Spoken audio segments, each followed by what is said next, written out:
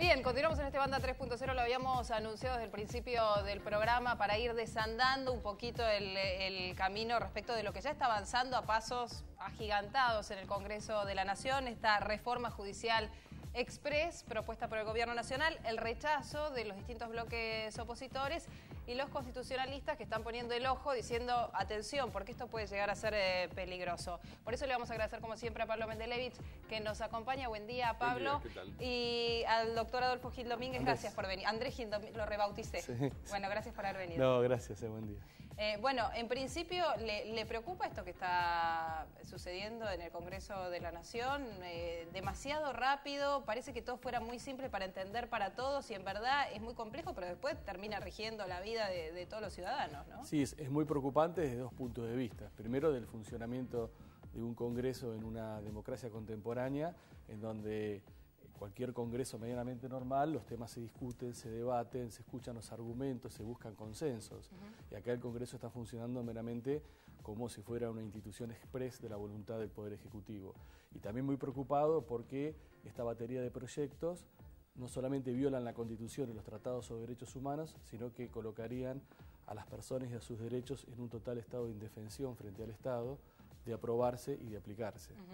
¿Cuál es el punto que más le preocupa? A mí los tres puntos que más me preocupan en una cuestión de gradación jerárquica, primero el tema más preocupante es el régimen de las medidas cautelares contra el Estado. Segundo, la modificación del Consejo de la Magistratura y tercero, la creación de las cámaras de casación. Porque por separado y en conjunto repotencian una clara afectación del sistema de derechos. Por ejemplo, de sancionarse todo este paquete, o de haber existido todo este paquete, las personas no hubieran podido en la época del corralito acceder a sus ahorros, aunque sea en una parte, durante toda la tramitación del proceso. De haber existido este paquete, o de existir este paquete, las personas que vean afectada indirectamente su salud, por ejemplo, para acceder a técnicas de fecundación, de reproducción humana asistida, no podrían litigar contra el Estado y obtener respuestas rápidas.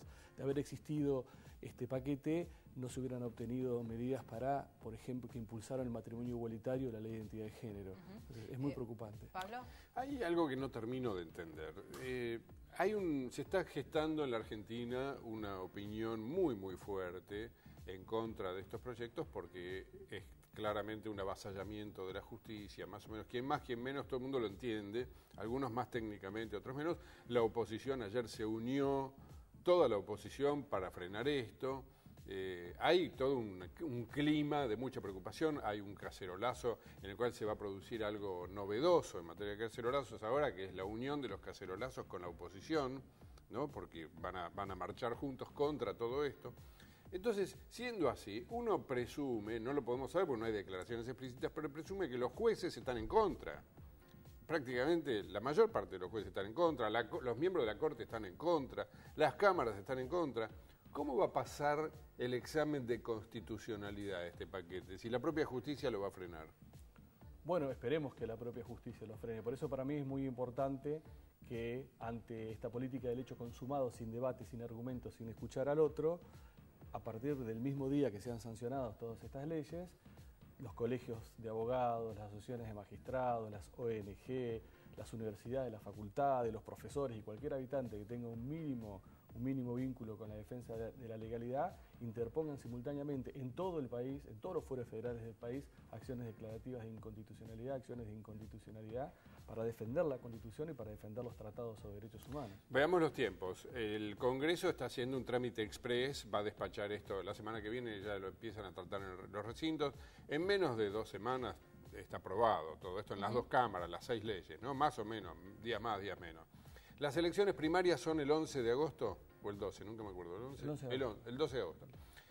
Ahí se tienen que elegir ¿cuántos consejeros? 6. 6 consejeros. 6 consejeros. ¿Cómo van a ser, según usted, los órdenes de esto? ¿Cómo va a ser el orden de los tiempos, digamos? ¿Qué va a pasar primero y qué pasaría si un juez declara inconstitucional las leyes? Y una vez sancionados estos proyectos, en este caso el proyecto de reforma del Consejo de la Magistratura, si cualquier juez del país, cualquier juez federal del país, dicta una medida cautelar, suspendiendo la aplicación de esta ley hasta tanto se resuelva la cuestión de fondo, no se podrían, en ese caso, bajo ningún punto de vista, llevar a cabo las elecciones primarias para consejeros de la magistratura. Porque las cautelares no es que van a quedar prohibidas, sino restringidas. No, si sale este régimen, obtener una medida cautelar contra el Estado en términos de... va a ser casi imposible. Pero en ese caso, si ya está aprobada la ley, ¿qué pasa ahí? La cautelar, en el caso de que algún juez quiera interponer una cautelar. Se declara la inconstitucionalidad de la ley que estableció la medida cautelar. Esto sucedió cuando en 1966 Onganía dictó el decreto ley mediante el cual intentó restringir por completo la acción de amparo y en la época del corralito. ¿Cuál fue la actuación de los abogados? El primer punto de la demanda era que se declarase la inconstitucionalidad de la norma que impedía obtener la medida cautelar y después pedir la medida cautelar. A ver, bien. Perdón, voy a ser de Fantino, de Alejandro Fantino. A ver, detengámonos ahí. Usted acaba de decir que lo que está haciendo Cristina ya lo hizo Onganía y lo hizo Cavallo. Exactamente. ¿Cómo es? Es que no es nada novedoso lo que está haciendo la presidenta, ni desde la perspectiva filosófica, ni desde la perspectiva de la estructura normativa. Esto ya lo hizo Onganía en el 66, cuando intentó eliminar la acción de amparo mediante un decreto ley que reguló el amparo, que rige hoy.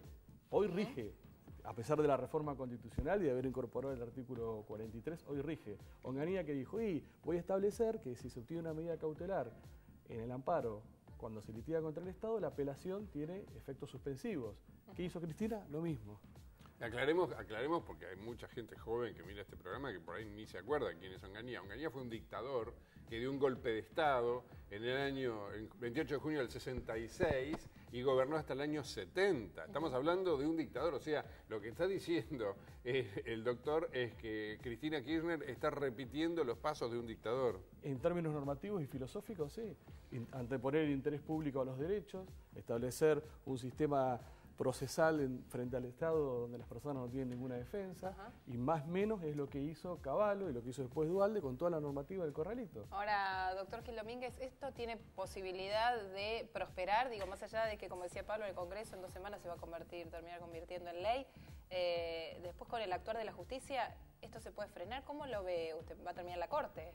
Y seguramente va a terminar en la Corte, pero lo importante es que los jueces de todas las jurisdicciones asuman su rol primordial, que es el control de constitucionalidad, la aplicación de los tratados sobre derechos humanos y la defensa de la Constitución. Para eso juraron y para eso están en esos cargos. ¿Cree en definitiva, perdón, porque me quiero quedar con... Digo, ¿cree que no va a terminar convirtiéndose, o mejor dicho, cree que no va a prosperar? Y espero que no prospere, porque de prosperar dejamos de ser una democracia constitucional. Nos transformamos en otro tipo de régimen. De facto nos transformamos en otro tipo de régimen. No me cierra a mí, no me cierra. A ver si usted se puede poner en la cabeza de Cristina Kirchner. Lo que usted dice es bastante claro, digamos, es bastante previsible pensar que el Poder Judicial le va a frenar a Cristina Kirchner esta reforma. Se lo va a declarar inconstitucional. No sé si las 6 leyes o las 3 que más importan, ¿no? Pero en cualquier caso se lo va a parar. Entonces, ¿para qué lo hace? Y es difícil ponerme en la cabeza a la presidenta.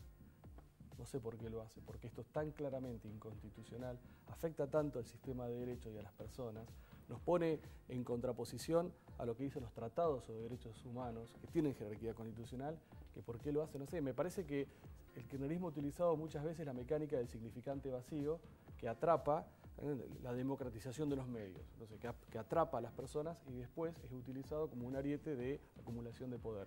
Bueno, está tratando en este caso de manejar la misma lógica, de un significante vacío, la democratización de la justicia, para acumular más poder y para, de alguna manera, eliminar el único límite que ha tenido en los últimos tiempos a su deseo de la suma al poder público. Yo tengo una hipótesis de para qué lo hace, pero no sé si es el momento, porque si vos me autorizás yo la digo, a ver por si... supuesto, si vos acá tenés la autorización. Si el doctor está de acuerdo. Que creas conveniente. Yo creo, estamos haciendo hipótesis sobre hipótesis, ¿no? Porque estamos suponiendo que el Poder Judicial le va a frenar estas leyes una vez que se aprueben.